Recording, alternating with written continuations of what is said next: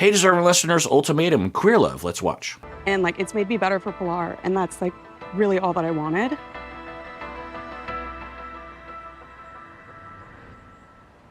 All I wanted was the space for my second trial marriage with Dana, and I feel like you didn't give me that.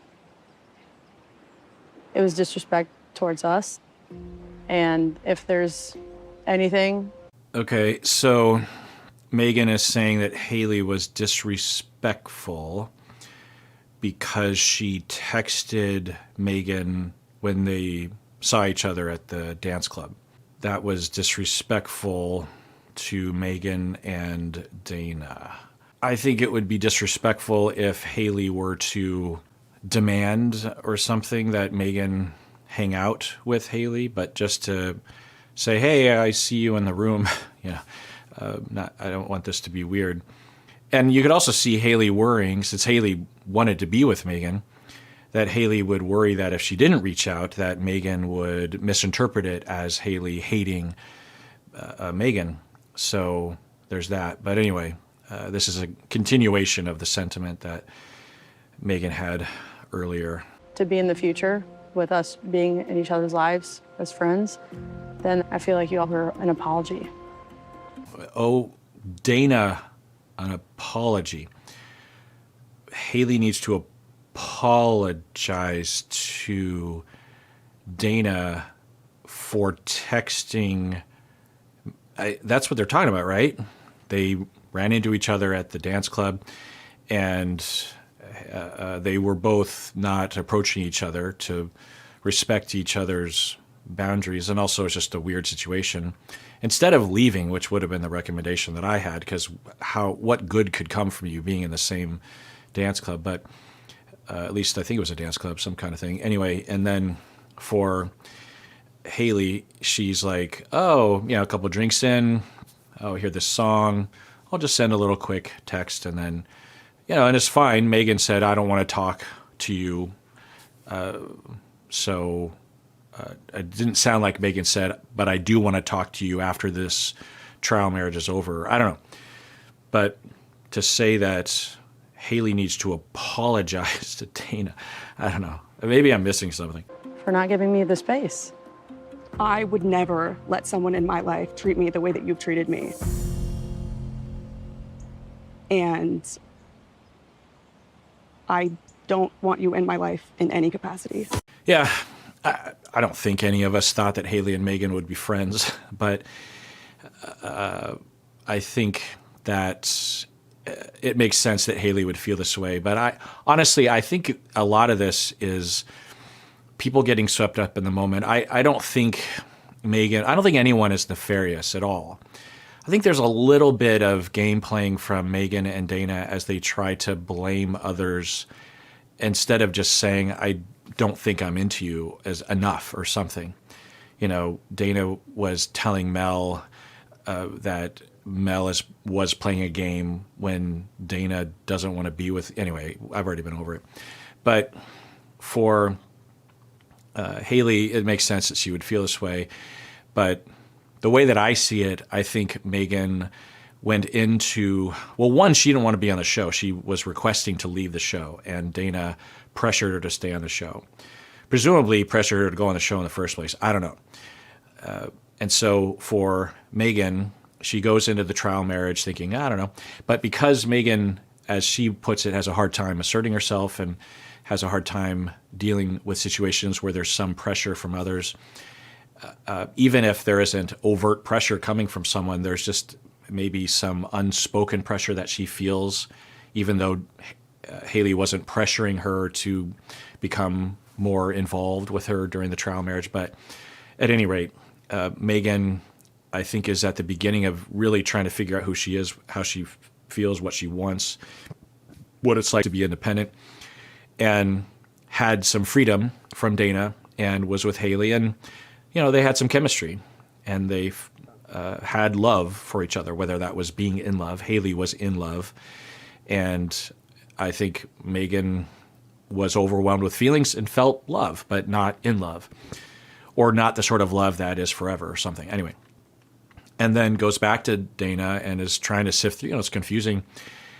And then Haley comes out, and there was clearly Haley didn't refer to any conversation between the two of them where they're like, we said off camera that we were going to be together and that we were just going to placate our previous, I was going to go home to break up with Pilar, which I did, and you were going to go home and break up with Dana. And what the hell happened? There's no conversation. So I think they just split up, each assuming that they knew what was happening for the other person when they didn't. I think Haley thought, oh, clearly we're both going to break up.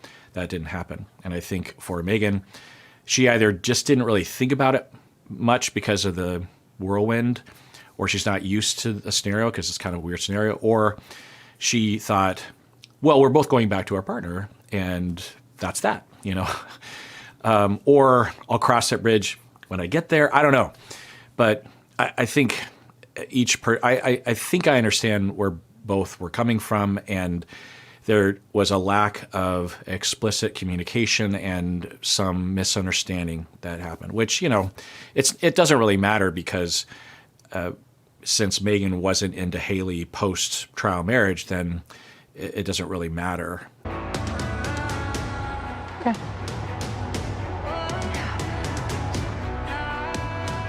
I respect your wishes. Thank you. I will say that on the scale of these kind of conversations on reality TV, that went pretty well. I'm sure they both had impulses to say things accusatory or hostile, but they didn't.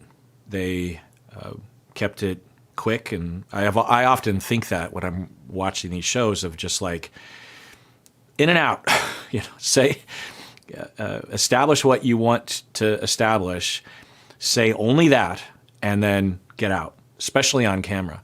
I'm feeling frustrated. Dana's not getting an apology from me. These are words that Dana wants me to hear, not that Megan wants me to hear. Megan is trying to take everything that's happened and spin it to be a certain way, spin it to be that like I've been disrespectful to her. And I'm like, what could be more disrespectful than going back on like everything that she told me for 3 weeks straight? Yeah, I don't think either one of them were respecting or disrespecting. I think it was the sort of things that happen when you're feeling love and dating and experimenting with relationships. So I think that there's a good chance that if they didn't get in a fight afterwards, that Megan would remember the love that she felt with Haley. She even was telling Dana, as Dana was pressuring her to cut Haley off, there was that scene where Megan is like, well, we've had feelings and we expressed love for each other or something along those lines. So it's not possible for me to just completely cut her off. I'm going to want to have conversations. Maybe be friends. I don't know. So Megan could recall what it was to have the connection with Haley, but it just didn't mean as much to Megan as it did to Haley, and they didn't communicate that effectively. You could say that Haley should have asked more questions that final night, or Megan should have said more things or dug down deep or something. But in line with other things that I've said, I think that Megan might not fully understand that she can hurt other people. Not that she doesn't care. I think she does care, but that she's not used to be in a position where things are equal, where she can be hurt and she can hurt others. I think she's used to feeling under and following and not significant in the relationship. At least that's what she's been saying, basically. And so I don't think in the moment with Haley, as they were expressing love at the end, I don't think she's used to stopping and thinking, I have Haley's heart in my hands. I need to be careful, which means I need to think about the future and think about the implications here and dig down deep and maybe be unpleasing. I need to not be a pleaser in this moment by clarifying to Haley, to be clear, when I said that I loved you, I'm not in love with you. I want to go back to Dana. And I've experienced something intense here, but I'm not saying I want to be with you necessarily. I mean, maybe, I don't know. So Megan's issues with the things that she's been talking about might have played a role. But I don't know. Maybe we'll get some more clarification. But through hard work and crying and forgiving, I choose you. And it's always been you. And I'll always choose you every day for as long as you'll let me. Yeah, I've been pulling for the two of them, as I've been saying. I don't know how you've been feeling. I haven't actually been looking at the comments as of the time that I'm recording this, so I have no idea how anyone, you or the general audience, feels about any of these people. So I'm always a little worried that I'm hanging myself out to dry or something. But we can all have different takes and different people that we're pulling for or something. But I've been pulling for the two of them, and there's been a lot of strength. There's a lot of strength for all 6 of the couples, all 12 of the individuals. But we've seen a lot of strength, at least in the edit of these two. There's been a couple of issues, but so many opportunities for the two of them to have problematic impulses and acting on them and hostility. The one thing I will say that is a fly in the ointment is that Haley did fall in love and want to be with Megan after 3 weeks. And I suppose another minor, not a minor thing, but something that happened a long time ago was that Pilar seemingly was coercive with Kyle. I don't know how Kyle would describe it after reflecting on it. At the time, Kyle was describing it as coercive, the second kiss or make out or something, and Kyle also framed it as a mistake. Anyway, I think it's quite possible that it was a misunderstanding. I'm not sure, but at any rate, Haley also went to Marie and maybe butted in a situation when she didn't have to. I've already talked about that. I think it's understandable why Haley had that impulse.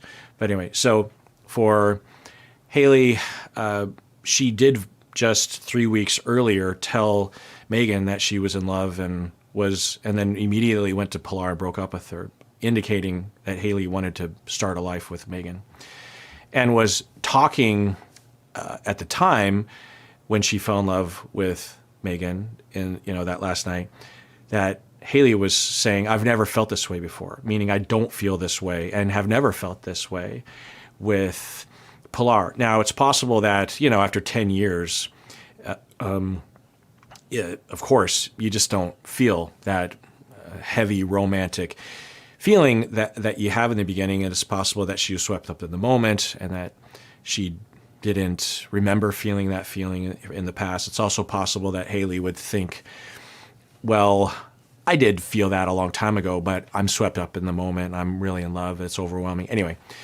so that is a fly in the ointment because what does that say? Now, life is messy and it's not a Disney cartoon romance. It's quite possible that Haley and Pilar will live happily ever after. And honestly, anyone who's been, for the most part, happily married for longer than 5 years will attest to just how, shit happens. And it doesn't mean that you're a bad couple or that you're doomed or that you're not really in love. You grow up and you're no longer thinking about Disney princesses. You're thinking about the reality of love, especially when you talk to elderly people about marriage. If they've been married for 40 plus years, they will talk about having had times of severe ups and downs, and yet they are deeply in love and would do it again if they had a chance. So it's possible that Haley and Pilar have that kind of story. I guess for their sake, I'm kind of hoping for that.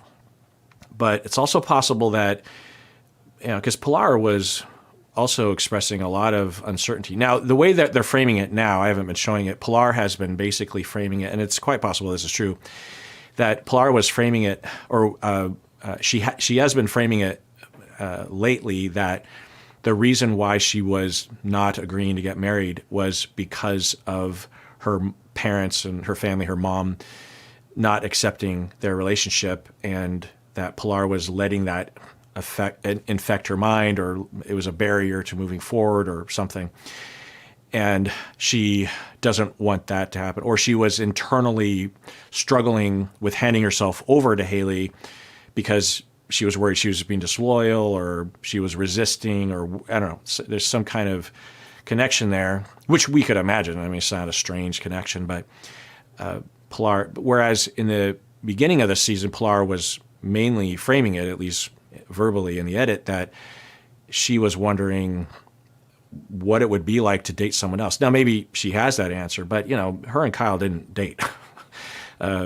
On paper they were, but Kyle clearly was not interested, maybe from the onset of the whole show, to actually really date Pilar, meaning, kiss and have all that kind of stuff. So she didn't really get that chance, but maybe she got enough of the chance that it scared her. To see Haley actually almost leave her would maybe be a wake-up call to Pilar. But, so there's some uncertainty there. But, maybe it was enough of a clarification. It certainly is a lovely story that they're their first, each other's, the first gay relationship that they've had, the first partner. And they've been together since they were 18, and, it's high school sweethearts, and they could be together for the rest of their lives. It's certainly a very, very sweet story, and they have so many strengths. I don't know if I've ever seen another couple. I'm sure I have, but no one's coming to mind that had such differentiation and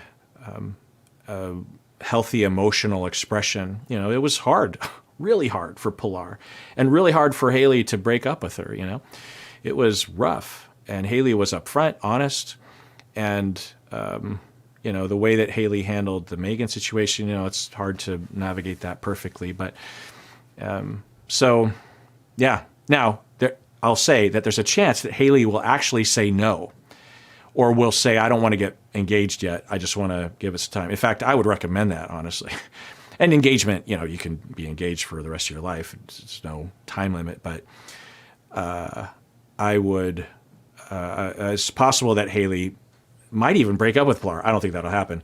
But I could see Haley saying, given everything that happens, I do want to be with you, Pilar, but clearly both of us need to be separate for a while and date other people, because we need to do our own ultimatum process that's long term, because both of us should have questions as to whether or not we really want to be together. So I could see Haley maybe doing that, but I don't think so. I think Haley in this moment, reeling from Megan, will actually glom on to Pilar.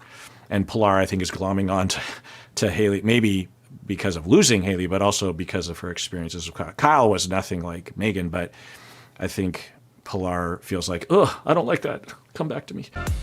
With that said, Haley, will you marry me? Every day. Yeah. I wonder if every season it's the ultimatum receiver. Well, that wouldn't make sense, right? Anyway, so yeah, that's sweet. What do you think? Are you pulling for them? Are you not? Do you think Haley is a manipulative person the way that Dana and Megan seem to believe so? I'm pretty sure that just has to do with the fact that they believe what Marie said, which is that Haley was spreading rumors that Mel and Dana were fucking, when that's not what Haley told Marie. So maybe at the reunion after they watch the show, they'll be like, oh, I don't think that Haley is manipulative.